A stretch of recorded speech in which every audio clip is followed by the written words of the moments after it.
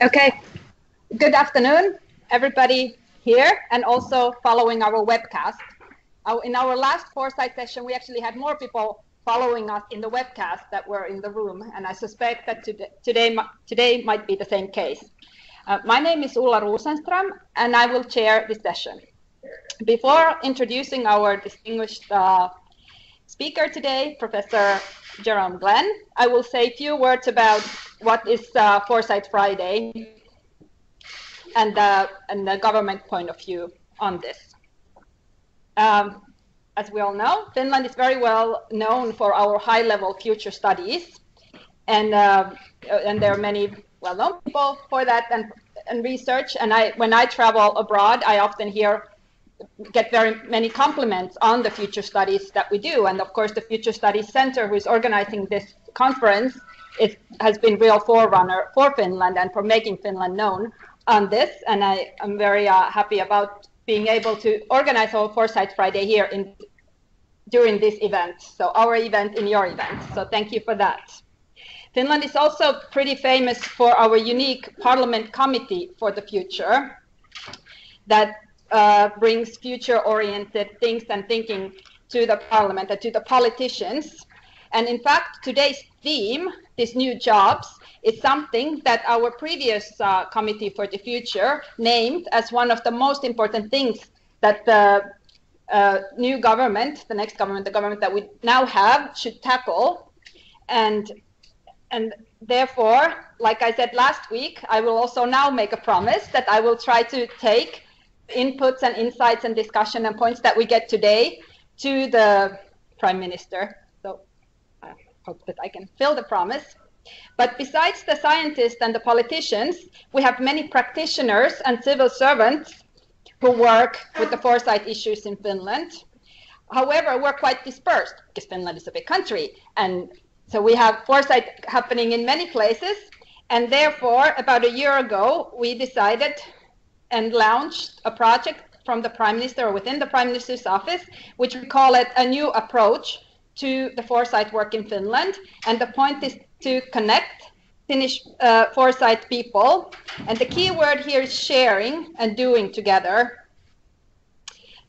We want to share ideas through meeting each other, both in the meetings and in the place, and also virtually in the web.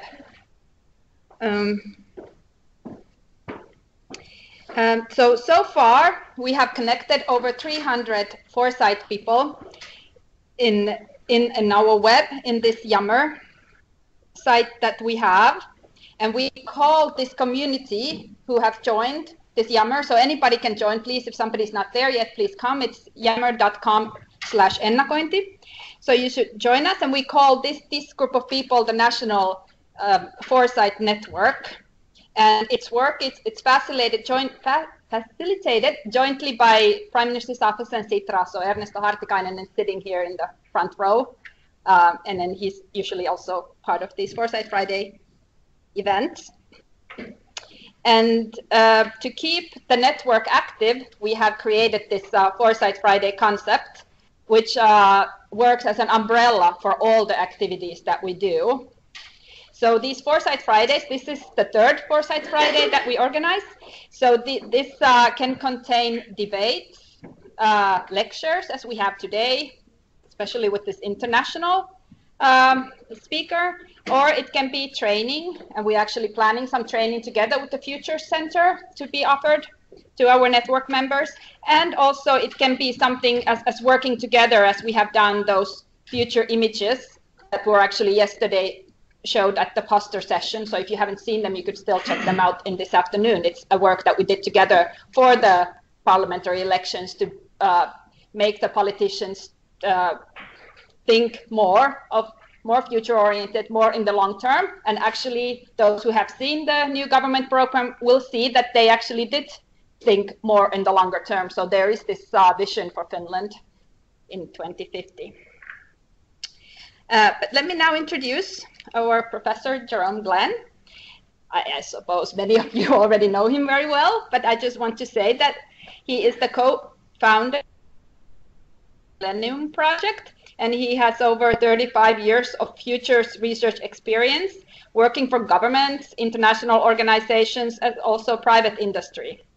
And besides co-authoring the annual State of the Future Millennium project for the past 12 years, he has also published over 100 papers and articles on a very distinguished journals.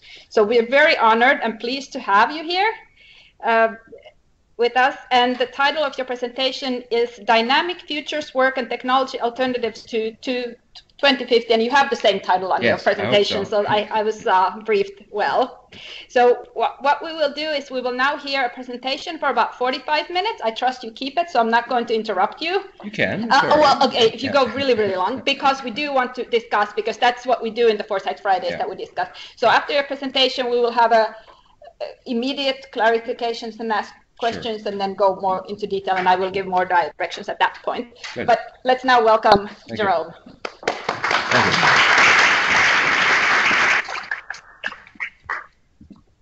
Good afternoon to those here and those not here. The Millennium Project, for those that you don't know, is a global participatory think tank. We have, you can't hear them? Yeah, you can. Okay, you can hear in the back, yes? Okay, good. All right. We have 56 now nodes around the world. These are, and there's one here in Finland, of course, and these nodes select people to answer questionnaires and participate in research around the world, because you can't know enough of who to pick around the world unless you have some sort of representation. So on this study that I'll talk about on the future of work and technology, Finland node here, the Helsinki node, identified people to respond in the questionnaire. And I will say later, but in case I forget, Finland was number 2 in the world. The respondents, we had, I don't know, 50, 60, 70 countries or whatever, but Finland was tied for second in respondents. The United States was first, Finland was second, tied with Mexico, and I think Canada. So congratulations for brain picking. So this is basically a brain picking system. So we're not doing sociology, we're not doing statistical relevant samples. What we're trying to do is get the best thinking and bring it together and then feed it back to the world. Okay, technology is affecting the future of work. The obvious things are synthetic biology, artificial intelligence. Artificial general intelligence is less well understood. Artificial general intelligence can create its own goals and learn from feedback systems independent of human beings. So that becomes an intelligent species. We haven't run into that yet. Robotic manufacturing, computational science, nanotechnology, quantum computing. Quantum computing, for those that don't follow that, there's been some major breakthroughs in the last year, so that the forecast on when we may be able to have that capability is going to be a little sooner than we originally thought. Tele-everything, tele-everybody, semantic web, augmented reality, telepresence, holographics, drones, increasing individual and collective intelligence, 3D and 4D printing, new synergies among all of these things, and conscious technology. The inevitability of new economics seems to come out of this. One, you've got concentration of wealth is increasing, and all the factors that are increasing that technology or that wealth concentration are continuing. So there's no reason to assume it won't continue. Obviously, the society will not accept that forever, so something has got to change at some point. Income gaps are getting wider as well. Employment-less growth seems to be a new norm, according to the World Bank and others. Return on investment is higher on capital and technology than it is on labor. So if you've got all this extra cash, it's not necessarily going into employment. Future technologies can replace just about every repetitive behavior of human beings. An awful lot of what we do is repetitive. Long-term structural unemployment is business as usual forecast. Synthetic biology is not like your normal DNA affecting one part. If you change the color of a rose from red to green, you've done a little engineering, but it's still a rose. Synthetic biology is where you're creating species that never existed before. You're taking a little bit of DNA capabilities from completely different species and putting them into new combinations to make life forms that have never been done before. The estimates I've seen from people, I think, are in this study so far, are way understated what I think will happen. Because as Mr. Vinter says, we'll be able to write genetic code like we write computer code. Now think about the early days of computers. If you had said that millions of people would write their own applications and sell them around the world, that would have been sound a little bit outrageous. But imagine the same thing for biology. Creating thousands and thousands of life forms to do all kinds of things, from cleaning the plaque out of your brain so you don't become senile, or changing a plant so they produce hydrogen instead of oxygen. These things are in process. Artificial general intelligence, or superintelligence, there's different names for it, can autonomously write its own code and responding to feedback on worldwide networks. As we have the idea of big data and we've got the idea of the Internet of Things, that means an artificial intelligence can learn from the entire world simultaneously all the time and rewrite its code based upon that constantly. You can't do that yet. At least I can't do it. So it's going to be pretty hard to beat them. They learn faster, feedback faster, and global reproduction perfect. We don't have perfect reproductions, and we take a long time to reproduce. So that's going to be a lot faster than Moore's Law, and we already know what Moore's Law did to the world. Even things like farming, look at that, and absolutely everything there is automated. You got 1 billion farmers, you got 270 million farms today, an awful lot of that can be automated. So we're not just looking at manufacturing automation, I mean across the board. Almost anything is repetitive, think of that. Everything is repetitive is possible. Now this is supposed to be futuristic, but it may be doomed very soon. Because with 3D printing and nanorobotics and AI, this kind of printing of reproduction of machinery may look quite obsolete coming up sooner than we think. So if we got all this investment into robotic infrastructure worldwide, it may become obsolete faster than we think. This is one that's hard for me to believe, but you all can check this out. Hewlett-Packard has developed a device now that's on 3D. You know, the old 3D printing was a plastic sort of thing, made your little chess pieces and so forth, right? This isn't that. This is many different materials, and it can spray 3 or 30 million drops a second in 1 square inch. I can't understand that myself. I really can't. I'm trying to understand it. But the precision of that kind of printing, and that's supposed to be commercially available starting in 2016, next year. Well, what's that going to be like in 2020, 2040, 2050? One of the exercises I would suggest to all of you is to list down what technologies or ideas that you think are about the future, and then repeat them across the top, and then do a little matrix and say, if nanotechnology occurs, how will that change synthetic biology? Because we all know technologies integrate.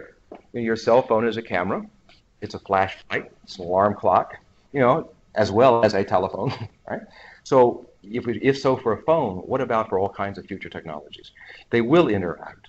How will synthetic biology and nanotech work? How will artificial intelligence write computer code independently of you writing computer code? Not only its own software code, but biological code.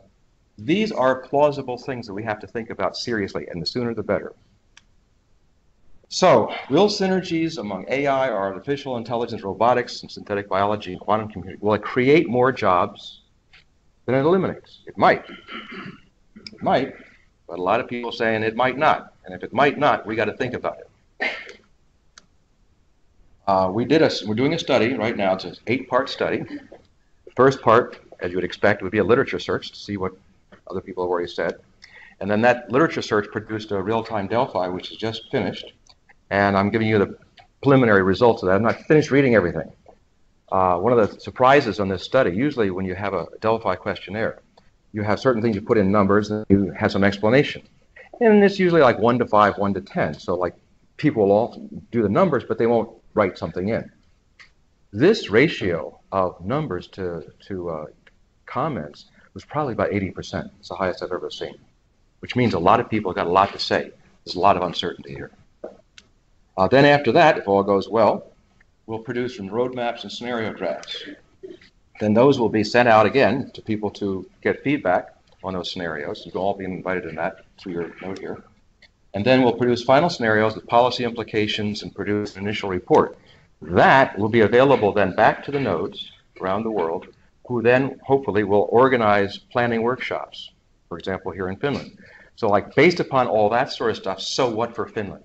So it becomes very precise. What do we do? What legislation, what education, what kind of roles, what kind of laws, how are we going to address all this sort of stuff? Then the Millennium Project will take the results of those planning workshops around the world, put that together, and to see what that says as a whole for us. Then that becomes the final report. So this is a long, drawn-out process. Then that'll be made available to the world to discuss. So the real-time Delphi had 400 participants, over 1,000 comments, And it was like something like 180 pages of stuff I'm still reading as of about an hour ago or an hour and a half ago. I'm still reading all this sort of stuff. North America had the most, 143, but Europe had 138. Latin America, you can see down the list there, the participants. This is the first time I've ever seen this, the statistics of universities and business being exactly the same. I went through the numbers, it just turned out to be that way. Think tanks were the third, independent consultants and writers, and you can see the rest of it there. The age group mostly were between 46 and 60, and the second largest group was between 30 and 45. We also asked the question, how much experience do you have in futures thinking? Because we want to be able to say, if they've got a lot of experience in futures thinking, what do you say? If you don't have a lot of experience, what do you say? Same with artificial intelligence and so forth. But most of them were middle, about 179 futurists who consider themselves pretty good, but not top experts. But 120 consider themselves top experts. So it's a dense study of futures thinking. Here you can see the list again. The PowerPoint, I assume, will be made available along with the whole thing, so I don't have to read all of that. So what did we ask? First, we asked people if, it's the old classic stuff, if current trends continue, we don't change all the things that we may have to change, how will unemployment look by 2050? What will it look like in 2020, 2030, 2040, and 2050? Tons of responses written on this. 2, what are the factors, technological factors, that we're really going to make the difference, that we have to pay attention to? And what questions have to be resolved in order to answer the question, is it going to create more work or is it going to create less work?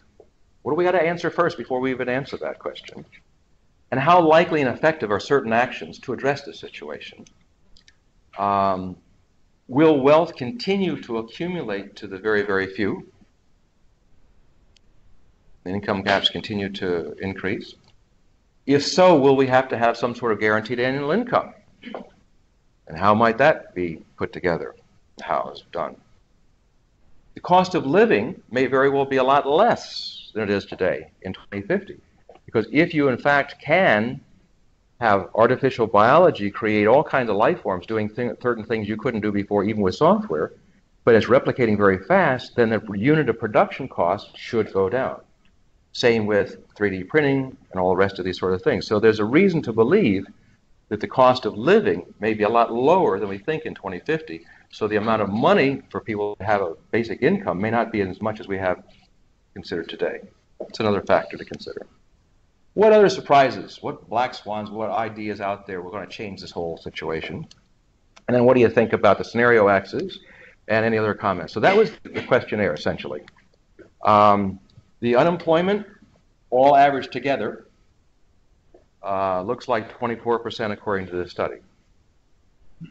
There are some irregularities in this because some people would say, well, you won't have unemployment in a regular way, so unemployment's really zero. Well, that's also like saying by the conventional definition, it's 100. So, but the main thing to take away from here is basically many world leaders of future stuff says it's going up. All right, so we don't have to quibble about how much. The thing is, it's going up, and even if it's only 24% by the old assumptions, that's enough for world instability.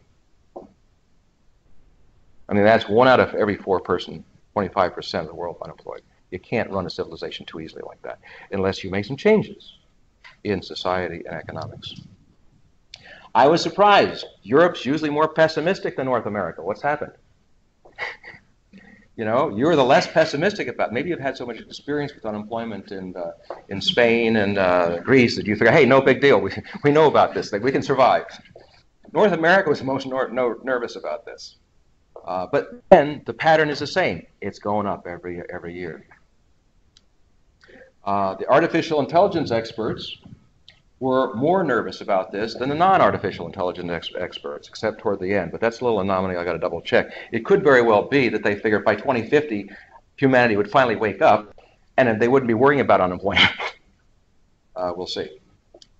If I took just artificial intelligence plus other technical capabilities, then that pattern continues out. The red line is all of artificial intelligence, and the other one is just the others. So you can see that those people studying these questions, they're the ones that see it happening faster than others. Same with futurists. Take a look at that, the top one there.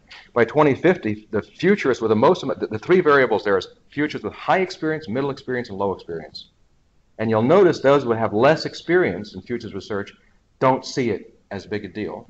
And those that do have a lot of experience see it as a big deal. So there's some education to go on. The gender wasn't too much different. By the way, I did not pick out this graphics. This was done. If Elizabeth is listening to this on a streaming video by a director of research, she did this.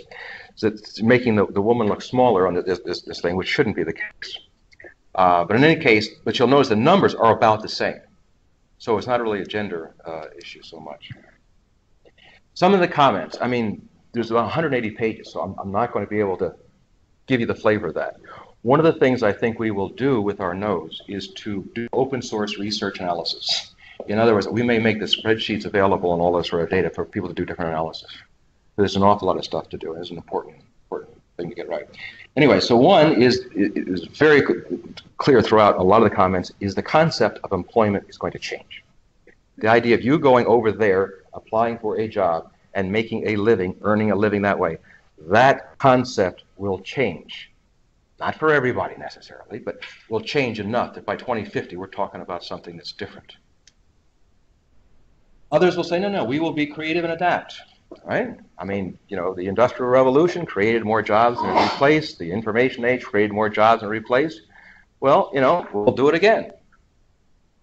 That might be the case. However, this time the speed of change is faster than ever before, and the interdependency is faster than ever before. And unlike the Industrial Revolution and the Information Revolution, there were no plateaus in the Intelligence Revolution. In other words, like for example, we've been using laptops for over 15 years, right? In the Industrial Revolution, an awful lot of the machinery we've been doing 20 to 30 years. You're going to have some progress and a plateau, some progress and a plateau. We think with artificial intelligence, nanotechnology, and the rest of these things, they may never plateau, at least not by 2050. So as a result, you never have a chance to, quote, catch up. Tech unemployment will accelerate when AI masters how to see and how to learn. When those two variables, we're not quite there yet. There's some of this going on, as you know. But when it can really see and differentiate like we do, and it can learning and how to learn, then those two things will speed up artificial intelligence faster. So some people forecast, including myself, you'll have a growth up to 2040, but around 2040, 2050, it starts to accelerate faster than we think. Everything that can be automated will be automated, so start thinking about this quickly. Tech augmentation is another variable, is we may not have to be replaced if we augment. In other words, if you create symbiosis, you grow together with a thing. So no matter how well it does, you're doing well with it. Another approach. Some people say, well, we'll just have 30-hour work weeks, we'll have telework and so forth. Yeah, but all those things could still be automated. So instead of sharing work, you may be sharing unemployment. Unemployment in richer countries, but poor, will go faster than the poorer countries because it will not be an even change, obviously. Just like the internet, you can see how the internet grew around the world, but it didn't grow in a lockstep way. And as I mentioned, no plateaus for human labor to catch up. Some people argue that we're going to have some big mega projects to pull humanity together into its next step. Climate change, space programs, and so some mega projects to take us to the next step. Others talked about being free, liberating the human spirit. If you don't have the tyranny, like those students here at the university, they're a little nervous about, well, I'm not finished the degree, I got to go out and I got to get a job. If I don't get a job, I can't have my apartment. I got to earn a living. Oh my God, this tyranny. Well, that tyranny may be gone in 2050. The idea of earning a living, the idea that you have that. So if you're able to have your basic life support systems taken care of, then you're freer to think, freer to be creative. Western historians tell us that philosophy came out of the leisurely priestly caste in Egypt, according to Diotima and Socrates and Plato. If that's true, what happens if 2050 you have a world leisurely priestly caste? But unlike the Egyptian priestly caste, you might be augmented geniuses. and interconnected. As far as I know, the leisurely priestly caste in Cairo was not in touch with the Incas. Incas weren't there too much at that time. But now we're talking about a totally integrated world and potentially augmented genius intelligence. I have not perfect 2020 vision. I am now augmented 2020 vision. My brain has been altered by this augmentation. Can I also do this with artificial intelligence in the future? Can I augment myself to be a genius? I see no reason that that's not possible. So that leisurely priestly caste in Egypt giving birth to a lot of stuff, imagine what creativity is possible by 2050 when you have 9.6 billion people and they're potentially augmented geniuses. So self-fulfillment, self-actualization is maybe the most important product to pursue in the future. This is a list of ratings on which technologies would replace work the fastest over time. Obviously, you got robotics, but the second one is, I think, an interesting one. It's the synergies of these technologies that's going to be interesting. Just, again, think of your smart telephones. Synergies gets to be interesting, not just single functions. Some of the questions that, or sort of comments on these questions, what we did is we said, rate these things with numbers, explain your numbers, and then explain your explanation. So there's a two-step process on content here. One of the ones is we've never had to deal with a second intelligent species. You know, we've always been the smartest species on the block. We could outthink the lion. We may not be able to outthink the next thing. How are we going to relate to that? How's that going to change philosophy? How's that going to change law? How's it going to change a lot of stuff? Another question was, what are the factors creating more jobs and preventing mass unemployment? Well, one, rated the highest, was new economic systems and new work concepts. That's the thing that's really got to be focused on to address this. Others said, no, not necessarily. Self-employment, freelancing, do-it-yourself. We might be able to actually create all kinds of income because, after all, if you're surrounded by the internet, I mean, the old information revolution, remember Copernicus had, the old idea was the Earth was the center and the sun revolved around. Copernicus said, no, it's the other way around, right? So revolution in that sense was you're changing the center to the orbit. So in the old days, the market was the center, and people literally revolved around that physical location. You had to walk to the market. Now with the internet, you're the center, and every single other person is the center too, and the whole world revolves around it. That's a different concept. We have not been teaching people to make a living on finding markets for their own self, their own creativity, on a worldwide basis. The Millennium Project is that. Ted Gordon and I said, hey, this ought to be done. So we just found markets and created it. There was no request for proposal. I didn't even talk to the European Union before I did it. And that idea of self-creating may become another way of addressing this. Some of those comments.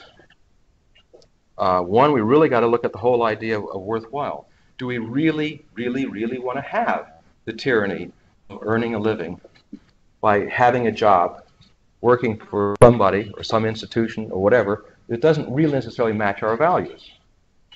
I mean, how many people get their avocation and their vocation together? You know, some people are working in jobs that they like. You're probably working in a job you like. You're lucky. Not everybody in the world is like you. So this is what is one of the alternatives here, is to sort of give you an idea as you touch the entire world as an individual. This list you can see later on, but basically the difficulty to create a business is completely different today. You can start a business and start selling product in one day. The cost of entry is so little. You can get a free website and you're in business. You know, you can use social networks to do your advertising at no cost. But when you think about what it cost to start a business, let's say 30 years ago, it's a completely different game. And furthermore, your market was much smaller area. Now you're talking about the world. So this is what it is. What one of those businesses look like today. What might that look like in 2030, 2040, 2050? Next question. What questions have to be resolved in order to answer the question whether AI and other technologies will create more jobs or work or not? Well, one, how intelligent can this stuff really be? What's really real here? So we've had some people speculating in the artificial intelligence labs, but we're not there yet. You know, how far can this really go? Because if it really can go, as some people think, then that's one consequence. If, on the other hand, turns out it's a lot more complex than we thought, and we can do a lot better, but it's not really the runaway general intelligence that we thought. Maybe, maybe not. And another question to ask, do we really want to have that job stuff? Do you really want to have that? Maybe you don't. Maybe you want to create your life every day. Begin in the morning and do curiosity pass through the future internet of 17.8 or whatever it happens to be at that point, and creating your life throughout that day and doing different things. And all of a sudden somebody says, hey, I'm interested in that, and that it can be an economic or a barter transfer. So you may actually be doing economics activities throughout the day, but the original motivation is self-fulfillment, self-actualization, and curiosity. Who's going to own artificial intelligence? If you make an artificial intelligence operation, and then it rewrites its code and creates offsprings, and they start to interact with artificial biology, and they create offsprings, and then there's an accident. Who's responsible? You know, if your child did something, it's one step removed. Well, with artificial intelligence, it could be so many steps removed, you can't answer the question easily. These are some legal stuff that's going to have to face. We don't know about that yet. And we also don't know about the idea of it's going to evolve in a good or bad way. Many of you have probably read the book Superintelligence by Nick Bostrom, whereas he says that the initial conditions of how the superintelligence evolves will determine whether it turns out to be the bad science fiction story or the good science fiction story. And and the bets are off on how do you know that you've done that right? And some of the AGI, artificial general intelligence people I talk with, are not sure about that. But it's a hot topic. How do you make sure the initial conditions evolve in the right way? We all know about planting a tree. You can plant a tree and you can push it so it grows a certain way. And you can plant it so it grows a different way. Artificial intelligence, general intelligence may be like that as well. How are you going to tax these things? How does finance work and all this sort of stuff? You know, like if you own this artificial intelligence program and it produces a nice product and you sell it, it's very clear, the relationship. But if the thing keeps reproducing beyond your control and understanding and it produces, who owns that? Do they have their own income? Well, how does that work? So there's all kinds of ethical questions here to consider. We've never had to consider before. And who's going to control these developments? Who's responsible for the mistakes? Are we going to become obsolete, or are we going to become just really smart people keeping abreast with this sort of stuff? Is it possible for us to be augmented geniuses, really? Next question. What are your thoughts about answers to that question? So this is like, what are your thoughts on that? Again, it keeps slowly coming back to this idea that we may actually have an opportunity to have a marvelous civilization. It does not have to be the nightmare. But, according to the first question, the business as usual is the unemployment nightmare. But we're not there yet. We have time to think this through. How likely effective are some of these actions? This is interesting. There was no real sense of these are the right things to do and we all think that's right. The distribution curves were like almost flat. You had almost many times people saying this is no good as saying this is brilliant. We've not really thought through how to do it right. The scale here is 1 to 5. Nothing there was over 4. That's unusual in one of these kind of studies. Usually you have a couple of things pop up like that. None of them popped up that much. Retraining. People says, yeah, you can retrain, but artificial intelligence can learn faster than you can retrain. So what are you retraining for? Well, maybe you're retraining for understanding yourself and self-actualization. Well, that's a little different. It depends on what the retraining is. People say, well, you just require science, technology, engineering, mathematics, and coding. Sure. And I'm going to be able to beat artificial intelligence and self-coding? I don't think so. Maybe at first, but not for too long. But it's interesting. We don't have good answers here. Something to be thought through. suggest additional actions. Now, there's 190 actions suggested, so there's a lot of thinking going out there, all right? It's just not, it hasn't been brought together well. A lot of thinking. One of the ones right off the top was, we've got to stop thinking of one-off solutions. There's no magic bullet here. This is a complex problem. We've got to talk about systemic changes in all kinds of stuff. We've got to teach critical thinking. We've got to accept that humans are no longer a job slot. We give you 5 skills, you walk into employment, and that's it. No, that's not likely to be in the future. You're going to be always learning all the time. Well, that we're on top of, and the world is beginning to accept that notion. Public money for public startups, so that every individual can create their own activity. Massive investments into large-scale projects like climate change and space could be a whole new direction for us. We'll see. Set challenging objectives for society, because if you're going to have this leisurely, priestly cast of the human species, to what end? To what? To what? What's the purpose of life? These are the classic old philosophical questions now become quite important. It's no longer an academic discipline in a university. It's something that everybody's got to think through, because what we think about, what we do this time really, really matters. You don't have to have a whole lot of genius in the agricultural age. You got too many geniuses, self-thinking people in the industrial age, you probably got a revolution anyway. But in this sense of world, you're going to have everybody much more, and that's a different condition for us. So, the question comes up: do we have to have guaranteed annual income? Someone says, "Oh my God, that's communism, capital." All these sort of isms are going all over the place. Oh my God, we've gone through this, waving their hands. Not necessarily. There's a lot of different ways to do this, but I want you to notice that half the respondents around the world, all kinds of different stripes and ideologies and all that sort of stuff, over half of it said that it's either absolutely necessary to do this, or it's very important.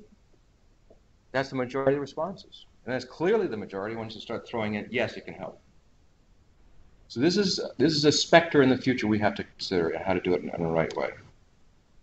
So how do you create a cash flow direction for this? If you say, okay, imagine going to the Congo and say, we want you to create a guaranteed income for everybody in the Congo. It's not very likely. Imagine going to Greece and saying, okay, you guys have your expenses right now, but we want you to have even more expenses, guaranteed income for everybody. That's not going to work.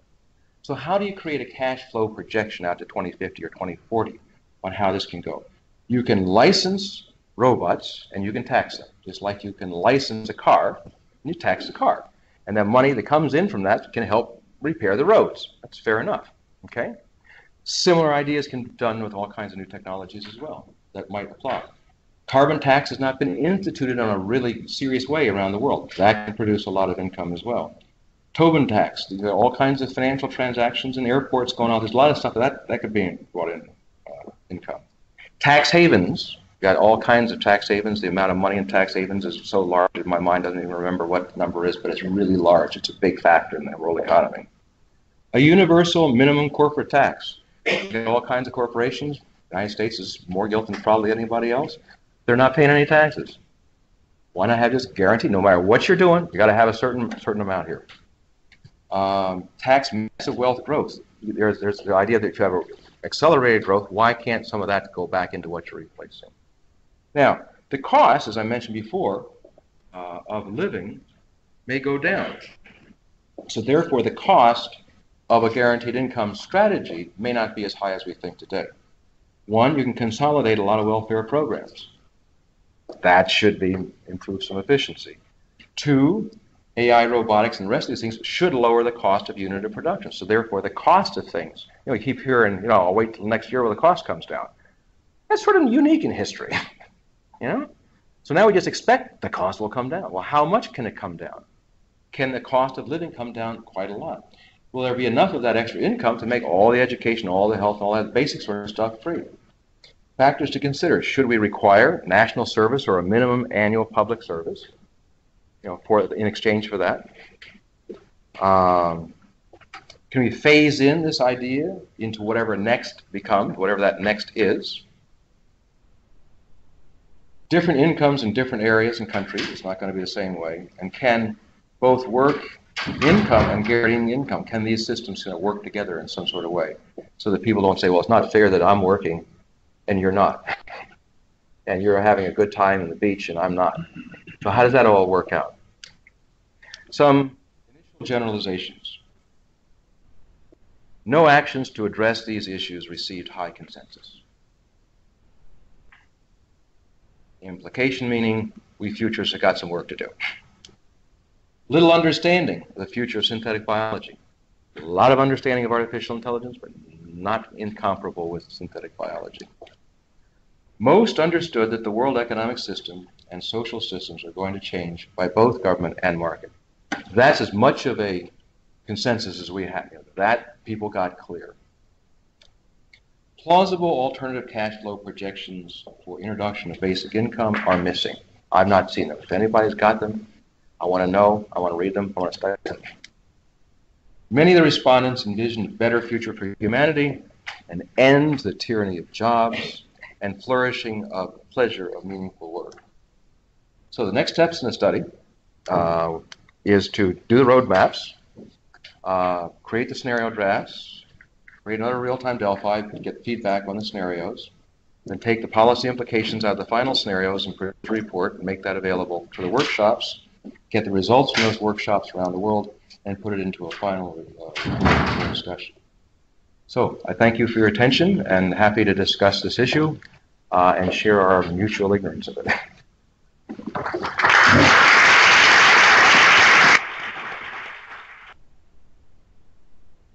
Thank you so much for this inspirational talk and to hear especially this focus on all over the world, kind of what the answers have been like. I can't help translating these things to Finland and thinking that, okay, we didn't really have philosophers past, in our history, because in Finland it's always been quite cold, and people are just busy fighting the snow and cold and wolves and bears and all that. So we haven't had so much time to take it easier. And I was just thinking, there was recently in the newspaper a story about a man who wanted to live without money. But did he try it in Finland? No, he traveled to Greece or some other southern. Warmer, right? It's warmer. So here you really can't. So this question about translating this to Finland is something that kept going on in my mind. Okay, I'm now going to open the floor soon for discussion. But I was thinking as I realized that this is the most difficult moment and time of the week. It's Friday afternoon, it's right after lunch. So just to get everybody here going and with us, I would suggest that everybody looks to one on the other side of you and finds a partner or a group of three and talk for a few minutes about what this presentation brought into your mind, what kind of questions you might have for Jerome in a minute, or perhaps what does this mean for Finland? What could it mean for the Finnish government? What is the future? So, and by doing this, we also give Jerome a small break here after your great speech. You went to 45 minutes though. So a few minutes of discussion, and then those behind the webcast, you can write your question or ideas to Twitter with the hashtag FSiteFriday, and I promise to read if there's anything and pass those questions out too. So please discuss. Then I hope that the Prime Minister's will collaborate and know here to do the workshop. Yes. Because the whole idea it's not official. You didn't want to have like a go at it. But the idea is let's look at this for a few weeks. Think about it, and then come together over a 2-day whatever post, and actually go through it and how to cover the implications. When you take into account the rest of the world, and this is our then our job would be. I'm sorry. It's clear Foresight Friday. Oh boy. Oh. Yeah. But then it's going to be exciting from that point. What do these different countries say? It's simple. And still obviously be different country. And will ideas in some countries transfer to other countries? Because it's only codes that might apply. So then we want to get all that together, then feed it back out. There's going to be some long process. It's not fun to get. That I've heard about already before. Yeah. Well, we started this because we have an before we do that, think what's important to us. walk in the room, I already know major issues are going back. And this study was considered. And when we do that, even if we don't get funding, we'll do it. That's why everybody's volunteering. That is all. But nevertheless, well, that's okay. Maybe somebody listening to the audience will. We can use a donation, folks. Yes. but as I see, more natural for us is to say, support the workshop and take part in those. Yeah. And you can also shape the agenda and say, okay, we've read this report. Over here, no problem. Over here, no problem. But no, that you got to change legislation. This is a different problem. So then, since you can get some, feedback to the group from the administrative point of view, because if it's going to be done, it's got to be done. And not only one, but obviously that's through time by administrators. And nevertheless, our also priority, if we look at what we want to do with this national near future, it is that we want to build national. Recently, the state secretary was saying that we have to not an island. Right. Have to. Yeah, that's what we want to feedback all the stuff too. So you'll get the results from. I mean, on the workshop, the results.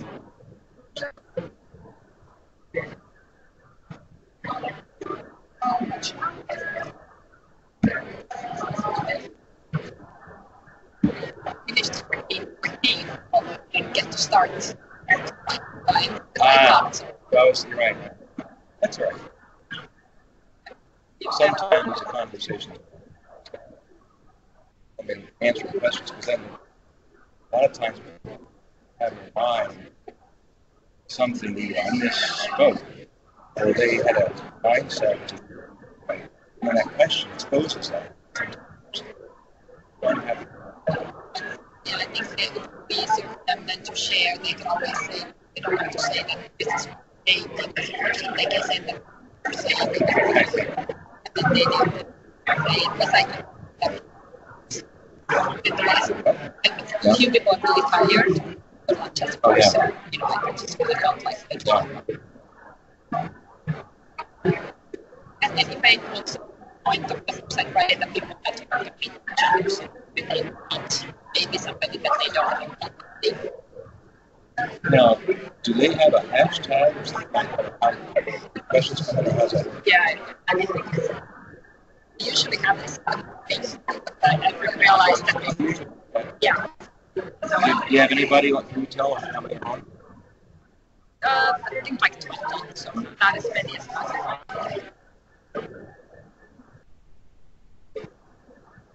How's that? So we have a hashtag FF site Friday that we use. So.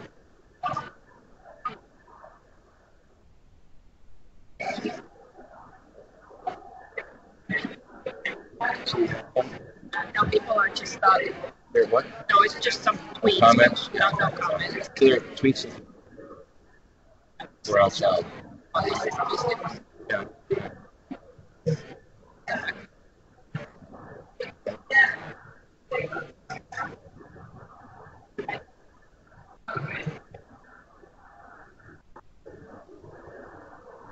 Yeah, you got the first premier. First time I didn't finish my homework. First time I noticed that.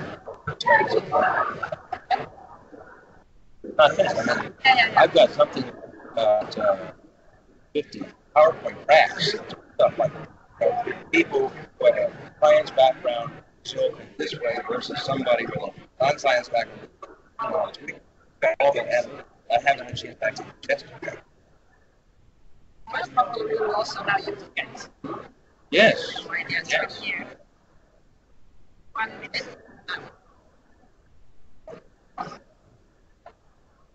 Okay, everybody. Can we now? It's wonderful how I see that you're really, I see burning to talk with each other. So I think now it's time to share your thoughts with us. And we don't have a microphone that would go around the audience. So that means that we're going to repeat your questions in some form. Of course, if there are comments, then it's a little bit more tricky to repeat the comments, but the fact is that we do have quite a few people following us behind the webcast, but they're not going to hear us. Joo, itse asiassa voidaan käyttää tätä, jos vaan. Okay. Okay, so there is a technology for this one. But I'm not sure if the people following the webcast are going to hear what you say in the mic, so please repeat the question. Okay. All right. But nevertheless, let's open the floor for comments and questions and then see how it goes. Please, who would like to share with us what you were just talking with your neighbor?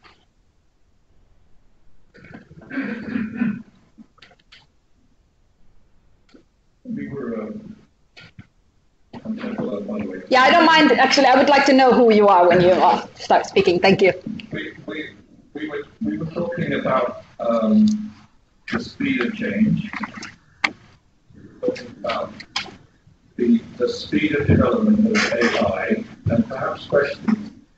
There's a risk once computers are smarter than we are, then they can reproduce themselves quicker than we could keep up. So there's a question of governance and the rule system that's required for the development of AI to protect the human species from robot species. But the development of automation, I think, is more insidious, and it will. I would agree, that we would agree, and we all agree, that it will change the nature of what's valued. So at the moment, work is a virtue.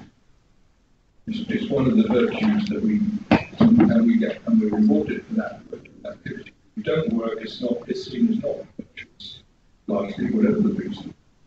So maybe a question to the Millennium nodes is, what will be taken as virtue in 2050? And how would that be valued and rewarded? Because that's at the core of human endeavor and activity. That's right. So that's the kind of thing we were talking about. Can I take a few more? Yeah. Okay, can we have a few more comments, questions before Jerome answers? Comments there, please.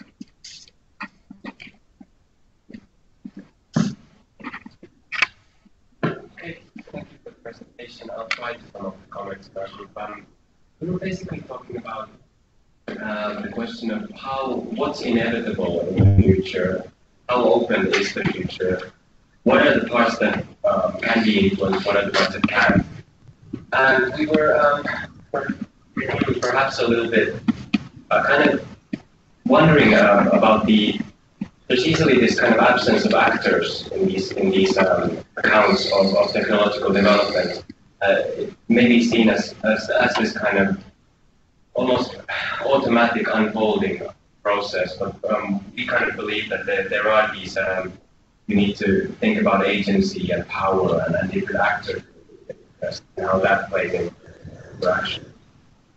In that sense, the possibility of alternative futures in the context of activity of human beings, people. Okay, one more perhaps, and then we.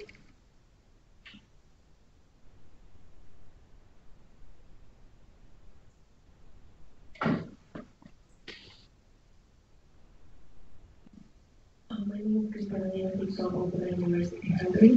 Thank you for the presentation. It's very quick. I have a PhD research in the field of human information. And my question is that you mentioned that the living cost is lower. If we have technological development, robots and everything, it is high cost. And we have 25% of the inhabitants as unemployment. They have income, anything to buy the products. Then how we can explain that the living cost is lower? Thank you. So please. Okay. On virtue. My undergraduate degree was in philosophy. Happy to talk about virtue. One, that will we'll do that. We'll take that question. We'll put it into the next round of the scenarios and so forth, how that will play out. Because we'll get feedback on the draft scenarios as well, so it can be in there and get feedback. My own take on that is that if you are, the virtue will be, well, what are you doing with your life?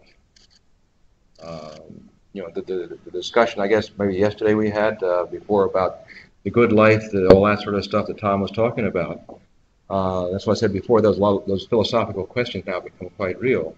So leading the virtuous life would be the virtue. Not necessarily earning a living is virtuous, but being virtuous. So it may be a self-identification and peer recognition of virtue. If you have freedom, what are you doing with that freedom? Are you just sitting on the beach with your feet up all day? Well, maybe that's not so virtuous. So that kind of conversation will come out. On the what can and cannot be controlled about the future, boy, that's a wide open question. I can't give you any more wisdom on that than anybody else. You can certainly, and even analogies don't quite work, because if you go back to the agricultural age or the industrial age and you say, okay, what could we control and what we couldn't control? But we haven't had this business of a more intelligent species. Humans were still running humans, So the past is not necessarily a great precedent here. But there's an old-fashioned statement about power. For example, are you right-handed? Are you right-handed or left-handed? You're right-handed? Left. Okay, then you put your right hand like that and put it back down. Okay. Now, I controlled that situation. It was an invention. It was a pure invention. No one gave me permission to do that. I did not apply for it. There was no call from the European Commission, right? It was just invented. So control may also be an invention, as power to some degree is an invention. If I didn't do that, I wouldn't have had that control for that moment. Now, of course, because he knows about the experiment, he won't let me do that again. Or you shouldn't let me do that again anyway. So on what we control and what we don't control, go back to the comment that I made earlier, that this one of the key questions within the AI community now is ultimately that question about control. The control we would have in their minds is the initial conditions of how the code and the approaches are made and the rules and so forth. That we can, at least we think we can control that. And then the theory is if we do that right, if we get that right, then we will have had control over the evolution. So if you use the tree as the analogy, we can certainly have the tree go a certain way. We can't control which leaf will turn which direction and so forth. You don't have total control over the tree. But you can have general control over that tree. And there are examples. We have the stem cell research. We have legislation in some countries limiting it. Right. Which is a very strong instrument. Yes. We have more liberal solutions and more stricter solutions. And I think it's very important for politics that in the context of this, you start to think about these alternatives, because that's what politicians urgently need as early as possible.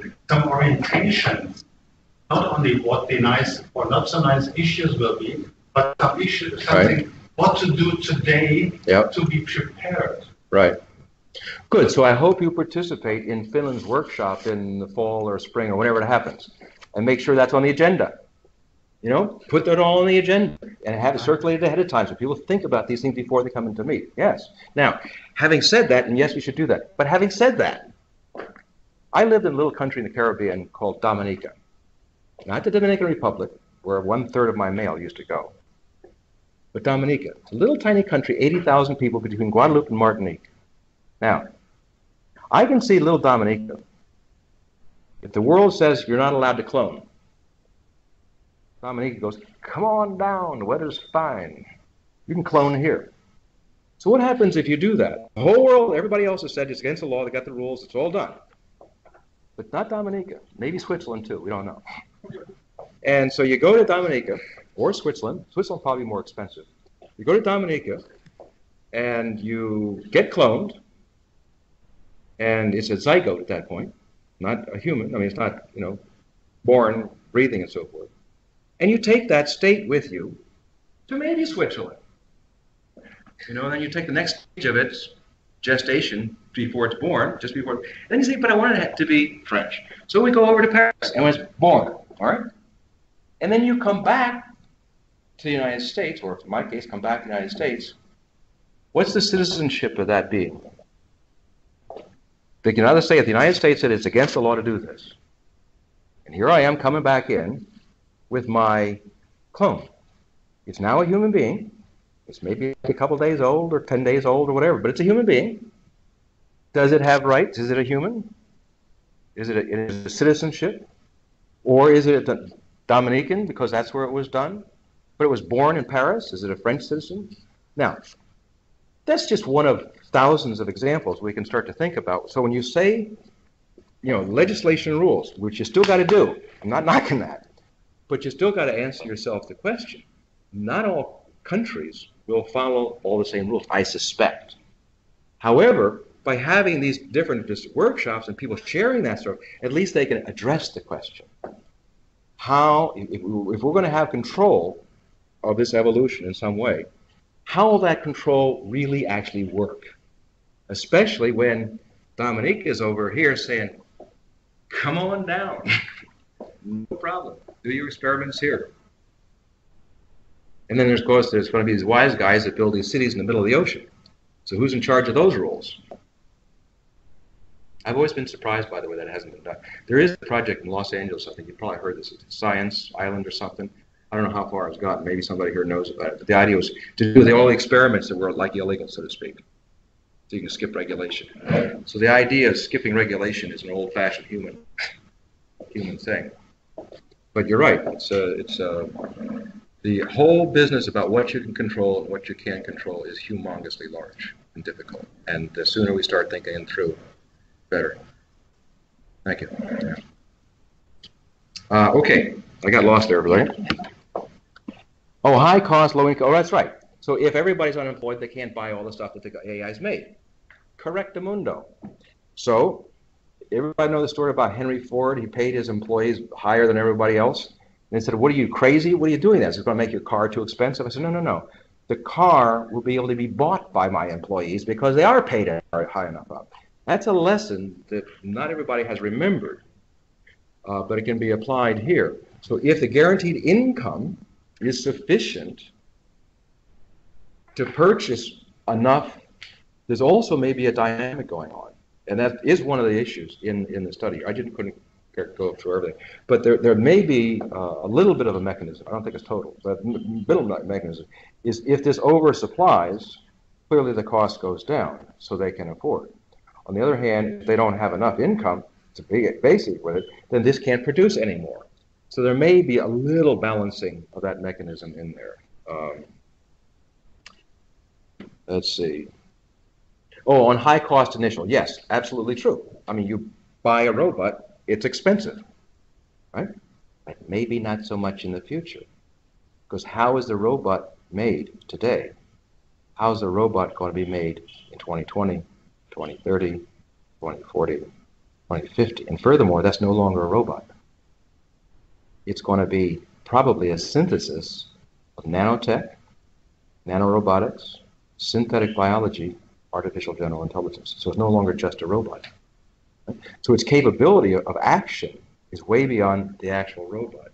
So the cost of that per unit of output will be different than we've experienced before. Like if you take the cell phone example, I use that because everybody's got one, right?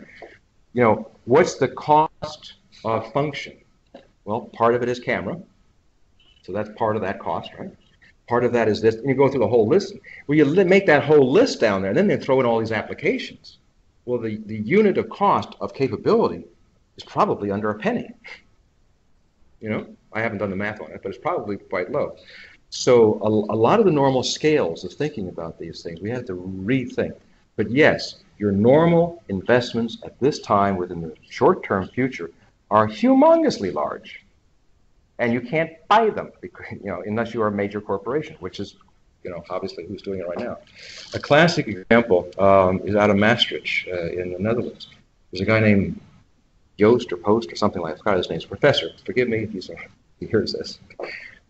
Great guy. He's produced the first hamburger a year and a half ago with genetic material without a cow.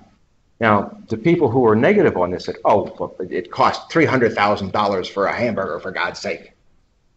Who the hell is going to pay $300,000 for a hamburger? Well, nobody. You know, it's just like the first satellite that went up cost a fortune. Government did that. Now, little countries are launching satellites, or hiring somebody to launch them. The costs come down. The hamburger won't cost $300,000, $200,000, obviously. So these things will go through that normal, I think, through that normal sort of a curve thing. The costs should go down and down and down. I mean, you can have some fun with it. Think of a particular technology and apply some of this stuff to it and see how that might change through time. And after a while, you go, wow, the cost is really going to eventually be pretty low. So if you have a business, you have to make a certain amount of money from those sales. But what happens if it's not your business anymore? Maybe it's AI's business, 5th, 6th, 10th, 12th generation AI who's actually making that product at a low cost. Well, maybe that thing doesn't need that much income for it, so you don't have to pay that much for it. These are all bizarre ideas. And it's sort of exciting being futurists today on this one, I think. Because before it's like, office automation, international affairs, but this stuff, right across the board, almost all your assumptions. Like, for example, take the normal assumption about means of production, right? Classic discussion in economics. What is the means of production? Well, if it's true that the internet is one of the largest, most effective means of production in the information economy, related to the other kinds of economies, in the history of civilization, who owns it? You got some state regulations, or attempted to be state regulations, but it's not owned. So non-ownership is a new factor in economics. We had state ownership, we got private ownership, we got group ownership, we got cooperative ownership, we got all kinds of ownerships. But non-ownership may be a major force in the future. How does that work out? So basically, I'm sharing with you my confusion. I don't have a clear answer to this. But I think that dynamic, though, between income and cost, because you can't produce 5,000 widgets if you got 2,000 people. So obviously you got to cut back, or you go to new products or something like that. So there will be a little bit of that mechanism at work, but I don't think it'll explain everything. But it'll be a factor. Yeah.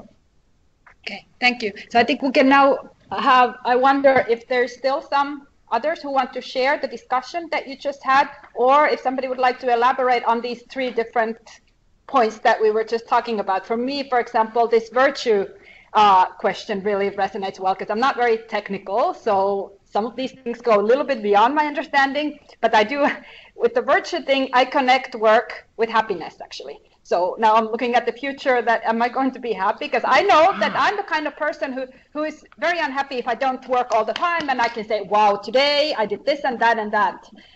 I need lists done. So, yes. So I am kind of now thinking here that what is the future without work? And I think happiness is something that also I know some people in this room have thought about these questions of everyday life. How is everyday life going to change? I am guilty about not making a point here and making something clear, because there's confusion in language.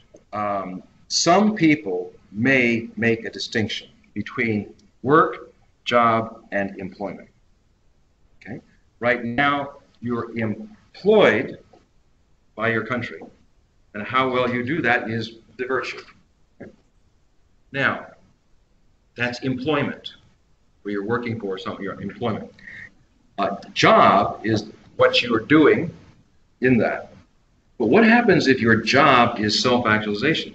Or, separating that out further, some others will say, really you're talking about work, you're not talking about a job, you're not talking about employment, you're talking about what's your life's work.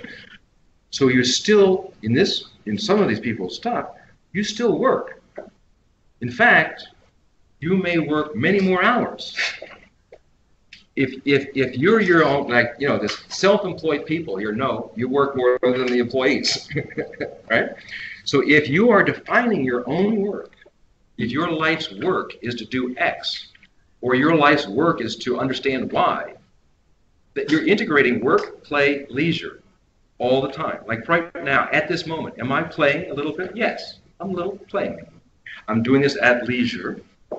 It's also sort of the work that I do.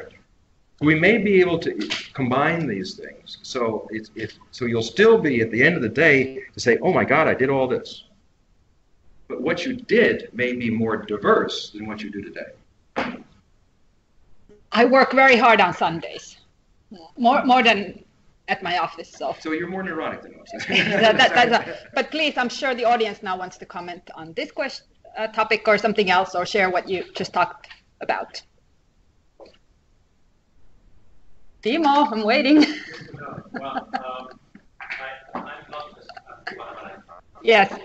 Should we try with the microphone? 10 years ago, Aha. Good.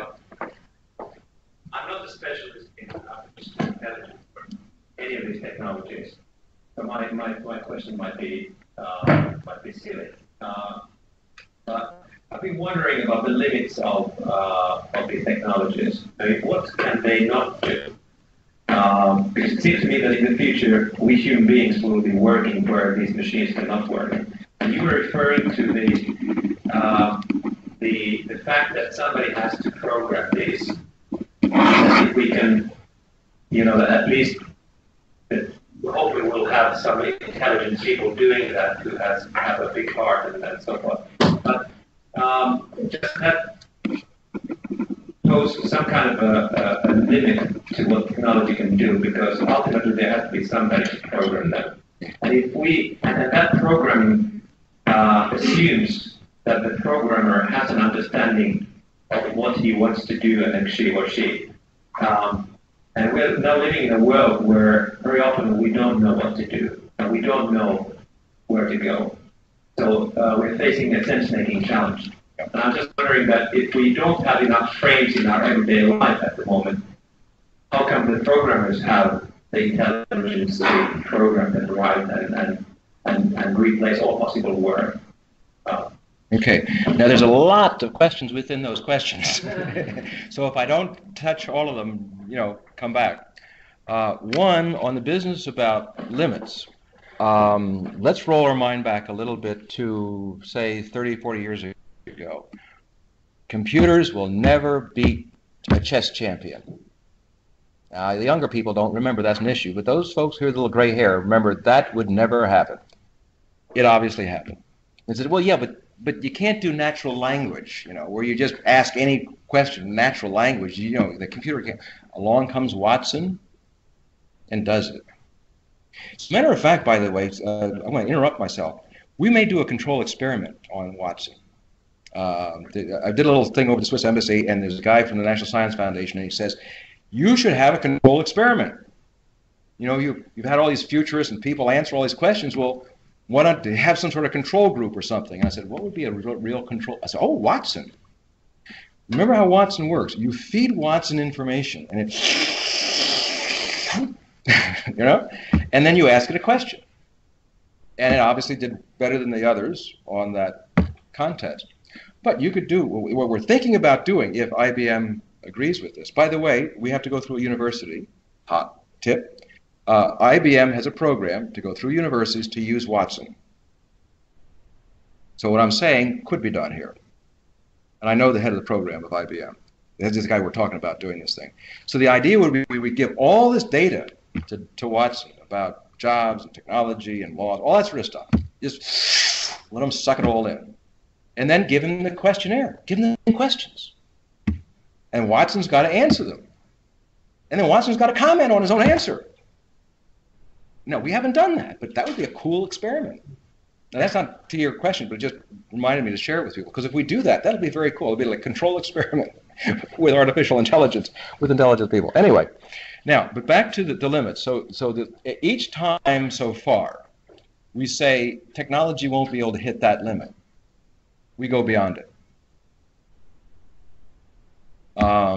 So a trend forecast would be, well, we keep doing that, but there may be limits somewhere because all systems supposedly have limits. My guess, though, is a system may have a limit, but then that system becomes something else. Like, what's the limit of capability of a cell phone before it became smart? It had a limit. But now, it's with throwing in apps, what's the limits to a cell phone? The limits become our imagination. So keep that in mind about limits. We got to be humble about limits. The limits may be further out there than we think is reasonable. And anyway, I think it's a good idea to posit that far out so that we don't get surprised by it. So if we're wrong, it's better to be wrong, having thought about it, than not. Now, back on the programmers. The programmers, I want to do an analogy on this. I've been relatively optimistic. Now I get a little pessimistic here. Programmers today, all the ones I know, are as good and virtuous as anybody around that I know of. I mean, they're asking questions about virtue that average folks haven't even begun to think about. And they are really seriously want to improve the human condition. I mean, everybody I know. I mean, I don't see anybody saying, well, I want to become a billionaire, fine. But if they don't become a billionaire, it's okay. I mean, it's that sort of silicon attitude. I'd say, yeah, we are. Put my billions over there. I got something to do here. I got my work to do here. Now, here's the negative side. My first email was 1973. So I was part of the early community doing a lot of this sort of stuff. And the same attitude was then. All good people. I mean, really were good people. I would go to other countries. I'd call up then GT Telenet. You probably don't even remember what GT Telenet is. Anyway, they were the hot shots putting the equipment to make all this stuff later work. I'd say, hey, I'm going to country X. Who in that country know what the hell I'm talking about that I can get access through their telephone company? Says, oh, talk to Sam. And so it was this lovely, friendly community. We were all working together to hook up the world. And it was wonderful, and it was good, and it was lovely. And I'm embarrassed to say it never crossed my mind then that this would be used for organized crime, for pornography, for terrorism, for all that sort of stuff.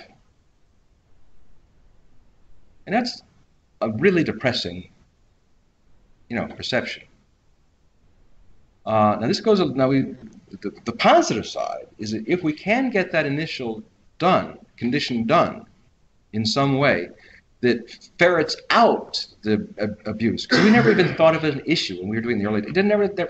We were just totally naive about human nature, because we're still not necessarily all nice people. So how can that initial conditions be worked out carefully so that it becomes in a good way? And they are thinking about this. I mean, they understand that's a serious issue. Because obviously we don't want to create a whole bunch of AI genius robot Hitlers. That's not an impossible future, I'm afraid to say. That's why I'm here today. And that's why we got to think it through together. But do keep in mind that people said, never beat a computer at chess. It'll never be able to do natural language. It'll never be able. I've done futures. You had an old resume, by the way. I've been doing this for more than 40 years. But anyway, it's okay. I'm glad I'd be younger than. But every time something says X could not make it, it blasts right through. I mean, it's extraordinary what's going on today. It's just extraordinary. But that means our strong conversations are going to have to be extraordinary. All of us. Because one of the things I haven't mentioned is an individual, by 2050, an individual acting alone can make and deploy a weapon of mass destruction that could pretty well format the C drive of civilization. Now imagine what I said about artificial biology and 3D printing, because that can be biological printing, and knocking out viruses that are genetically programmed that can stay out. Viruses can live outside the body for a bit. Bacillus doesn't do well, but viruses can do that for a while. And then give it all kinds of capabilities I don't want to go into. And then you, at leisure, put it around the world. And they have an incubation period, say 15 years. By the time it starts knocking people out, no way to trace it. So this is one of the most important security issues, I think, for the future. And the public has a role in this. You got governments will have technology that should be classified to detect and to deter. Mental health, we got to make people healthier because we want to reduce the number of wackos. The third one is us. the public will have a role in preventing this. Unlike the Cold War. The Cold War, the only role the public had was to pay taxes. You know? In Finland, by God, you were smack dab in the middle of the thing. Sorry about that. But you had no role. I mean, you did okay. You had some financial transactions and so forth, but nevertheless, you didn't, the public didn't have a role. But preventing an individual, we call CMED, single individual massively destructive CMED, public has a role in that. That role has not been figured out. And people say, well, if you see something, say something. Yeah, right. That's going to help. It's going to reduce the problem a little bit, but it's not going to solve it. So there's some real negative stuff here. It's got to be thought through. I agree with you on that. That's a little sobering thought there. Yeah. Other interventions here? Yes, okay. Okay, my name is Sirkka Heinonen and I'm from Finland Research Center. I'm co-chair of the Helsinki project.